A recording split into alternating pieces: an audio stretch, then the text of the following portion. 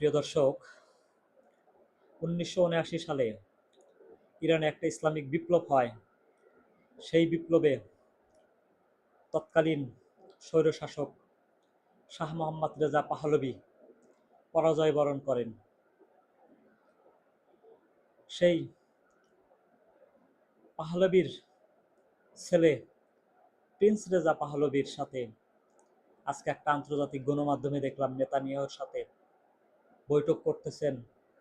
এটাই সামনে আসছে যে ইরানের সাবেক স্বৈরশাসক শাহ পাহলভীর সমর্থকরাই মূলত মোসাদের হয়ে কাজ করতেছে, আর এদের সাথেই যোগ দিয়েছে ইরানের শাহ পাহলভীর সমর্থকরা। আর এ কারণে ইরান এবার কুলিয়ে উঠতে পারছে না। ক্ষমতার জন্য মানুষ কত সহজে তার দেশ ও দেশের মানুষের সাথে বিশ্বাসঘাতকতা করে, পুরো পৃথিবী এবং মানবতার জন্য ভয়ঙ্কর দেশের কাছে বিক্রি করে দেয়, এটাই আবার ঐতিহাসিকভাবে প্রমাণিত হচ্ছে।